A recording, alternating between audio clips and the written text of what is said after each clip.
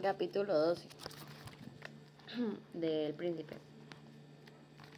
De las diferentes clases de milicia y de los soldados mercenarios. Después de haber hablado en particular de todas las especies de principados sobre las cuales me había propuesto a discurrir, considerando en algunos aspectos las causas de su buena o mala constitución y mostrando los medios con que muchos soberanos trataron de adquirirlos y de conservarlos, me resta ahora reflexionar acerca de los ataques y las defensas que pueden ocurrir en cada uno de los estados de que llevo hecha mención, porque los principales fundamentos de todos los estados, ya antiguos, ya nuevos, ya mixtos, están en las armas y en las leyes, y como no se conciben leyes malas a base de armas buenas, dejaré a un lado las leyes que me ocuparé de las armas. Las armas con que un príncipe defiende su estado pueden ser tropas propias o mercenarias o auxiliares o mixtas, y me ocuparé por separado de cada una de ellas. Las mercenarias y auxiliares son inútiles y peligrosas. Si un príncipe apoya su estado en tropas mercenarias, no hallará seguro nunca, por cuanto esas tropas carentes en unión, ambiciosas, indisciplinadas, infieles, fanfarronas en presencia de los amigos y cobardes frente a los enemigos, no tienen temor de Dios, ni buena fe con los hombres. Si un príncipe con semejantes tropas no queda vencido, es únicamente cuando no hay todavía ataque. En tiempo de paz despojan al príncipe, y en la guerra dejan que lo despojen sus enemigos. Y la causa de esto es que no hay más amor ni más motivo que les aplique al príncipe que su escaso sueldo, el que no basta para que se resuelvan a morir por él. Se acomodan a ser soldados suyos mientras no hacen la guerra, pero si están sobreviene, huyen y quieren retirarse. No me costaría mucho trabajo persuadir a nadie de los que acabo de decir, puesto que la rutina de Italia en estos tiempos proviene de esta. Por espacios de muchos años delegó confiadamente su defensa en tropas mercenarias, que lograron en verdad algunos triunfos en favor de tal o cual príncipe peninsular, y que se los mostraron valerosas contra varias tropas del país, pero que a la llegada del extranjero manifestaron lo que realmente eran, valían y significaban. Por eso Carlos, rey de Francia, halló la facilidad de tomar a Italia con Gereda, y quien dijo que nuestros pecados fueron a causa de ello, dijo verdad, y tuvo razón, pero no fueron los pecados que él creía, sino los que llevó mencionados, y como esos pecados caían sobre la cabeza de los príncipes, sobre ellos también recayó el castigo. Quiero demostrar todavía mejor la desgracia que el uso de semejante especie de tropas acarrea. O los capitanes mercenarios son hombres excelentes o no lo son. Si lo son, no puede el príncipe fiarse de ellos, porque aspiran siempre a elevarse a la grandeza, sea oprimiéndole a él, que es dueño suyo, sea oprimiéndole a los otros contra sus intenciones, y si el capitán no es hombre de valor, causa comúnmente su ruina. Y por si alguien replica que todo el capitán que mande tropas procederá del mismo modo, sea o no mercenario. Mostraré cómo las tropas mercenarias deben emplearse por un príncipe o por una república. El príncipe debe ir en persona a su frente y practicar por sí mismo el oficio de capitán. La república debe enviar a uno de los ciudadanos para mandarlas, y si es de las primeras acciones de guerra no manifiesta bélica capacidad, debe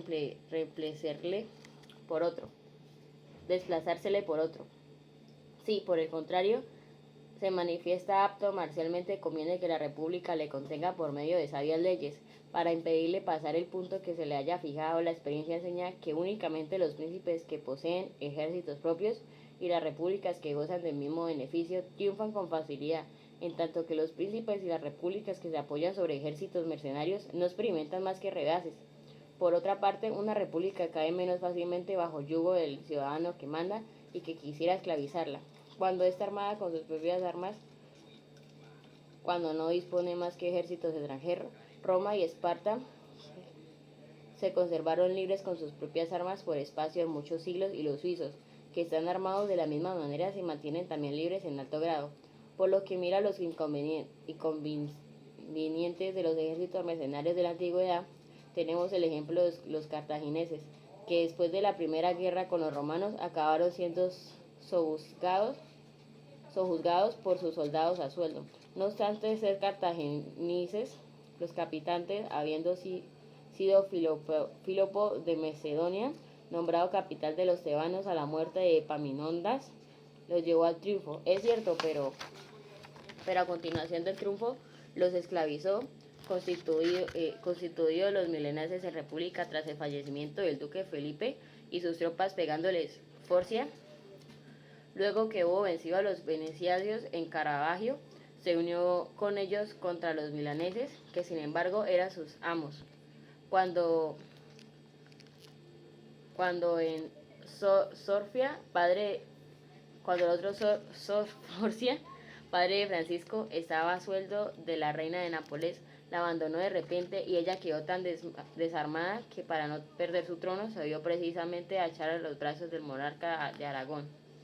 Si los venecianos y los florentinos extendieron su dominación con armas alquiladas durante los últimos años, y si los capitanes de estas guerras no se dieron príncipes de Venecia y con ellos se defendieron bien ambos pueblos, el de Florencia, que tuvo más particularmente esta dicha, debe dar gracias a la suerte que de manera singularísima le ofreció entre aquellos valerosos capitanes que podían ser temibles.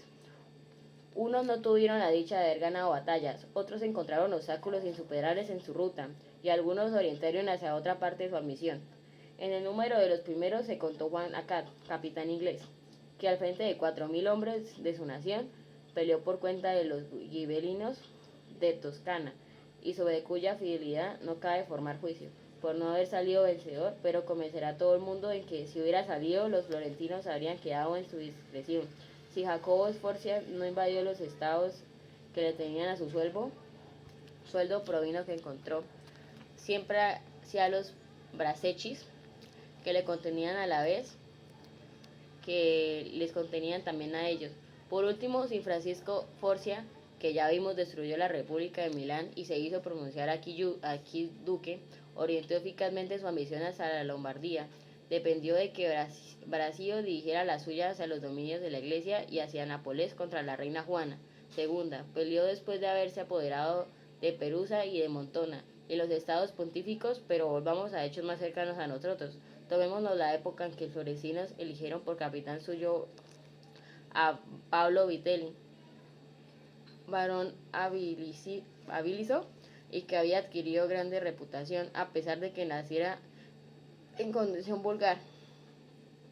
Quien negara que si se hubiera apoderado de Pisa, sus soldados, por muy florentinos que fuesen, habrían tenido por conveniente continuar a su lado, si hubiera pasado a sueldo el enemigo, no habría sido posible remediar cosa alguna, puesto que haciéndole conservado por capitán era natural que le obedeciesen sus tropas, y si se consideran los procesos conseguidos por los venecianos, se verá que obraron con seguridad y con gloria, mientras ellos mismos hicieron la guerra. No intentaron nada contra la tierra firme y dejaron a su nobleza el cuidado de pelear valerosamente con hombres del pueblo bajo armado. Pero cuando se pusieron a luchar en tierra firme, siguieron los estilos del resto de Italia. Se sirvieron de religiones apagadas y perdieron todo su valor. Al comienzo de su adquisición no desconfiaron mucho de aquellas tropas mercenarias, porque no poseían entonces tierra firme, un país considerable, y porque gozaban todavía de respetable reputación. Más luego que se hubieran agradecido bajo el mando del capitán Carmanola, advirtieron muy pronto el error de que habían incurrido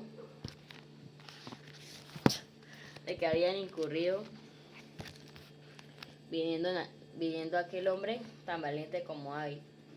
Dejarse derrotar al defenderles contra el duque de Milán, su soberano natural, y sabiendo además que en tal guerra se conducía con tibieza. Comprendieron que ya no podrían triunfar con él, pero como hubieran corrido el riesgo del poder adquirirlo, se hubiesen licenciado a dicho capitán que se habría pasado al servicio del enemigo, y como por otra parte la prudencia no les permitía dejarle en su puesto, tomaron la resolución de hacerle parecer para conservar lo ganado. Tuvieron después por capitanes a Bartolomé Colonel o Bergamo, o Roberto de San Severino, el conde de Pitiligano y otros semejantes, que labraban menos ganancias que pérdidas, como sucedió en Baila, donde en una sola batalla fueron despojados de adquisiciones que le habían costado 800 años de enormes fatigas. De busco de todo aquello con tropas mercenarias, las conquistas son lentas, tardías, limitadas y los fracasos bruscos, repentinos e inmensos. Y ya que estos ejemplos me han conducido a hablar de Italia, en que muchos años se utilizan semejantes tropas, quiero tomar de más arriba lo que concierne, a fin de que, habiendo dado a conocer su origen y su desarrollo, puede reformarse mejor su uso. Desde luego hay que traer a la memoria, como en los pasados siglos, Italia, después de echar de su seno al emperador de Alemania y ver al Papa adquirir una gran dominación temporal dentro de ella, se convirtió dividida en varios estados. En las ciudades más importantes se armó el pueblo contra los nobles, quienes favorecidos al comienzo por el emperador, oprimían a los restantes ciudadanos, mientras que el Papa auxiliaba aquellas rebeliones de la plebe para adquirir valimiento en las cosas serranas. En otras muchas ciudades se elevaron diversos individuos a la categoría de príncipes suyos. Con ello cayó casi toda Italia bajo el poder de los papas, sin más explicación que algunas repúblicas, y no estando habituados ni los pontífices ni los cardenales a la profesión de las armas, hubieron de tomar a sueldo tropas extranjeras. El primer capitán que puso en crédito a estas tropas fue Romagnol Alberico de Como, en cuya escuela se formaron, entre otros, varios aquel Brasio y aquel Sforcia, que fueron después los árbitros de Italia. Tras ellos vinieron todos aquellos otros capitanes que hasta nuestros días mandaron los ejércitos de nuestra península, y el resultado de su valor fue que, a pesar de él, nuestro hermoso país pudo ser recogido libremente por Carlos, tomado por Luis, sojuzgado por Fernando el Católico e insultado por los suizos. El método seguido por tales capitales consistía principalmente en privar de toda consideración a la infantería, y oraban así porque no poseyeron estado alguno, no podían alimentar y sostener a muchos hombres de a pie, y por ende la infantería no les procuraba gran renombre. Preferían la caballería cuya cantidad estaba en proporción con los recursos del país que había de mantenerla, y que era tanto más honrado cuanto más fácil resultaba su satisfactoria sustentación. Las cosas llegaron hasta el punto de que un ejército de 20.000 hombres, no se contaba 2.000 infantes además, se habían esforzado todo lo posible para desterrar sus soldados y de sí mismo las penalidades del miedo, introduciendo el uso de no matar en las refriegas y limitándose a hacer prisioneros sin degollarlos. De noche, los de las tiendas no iban a acampar en las tierras, y los de las tierras no volvían a las tiendas. No hacían fosas ni empalizadas alrededor de su campo, no moraban allí durante el invierno. Todas estas cosas permitían por la disciplina militar. Todos los referidos capitanes las imaginaron estos para arrojarse fatigas y peligros, pero con semejantes precauciones condujeron a Italia a la esclavitud y al envilecimiento.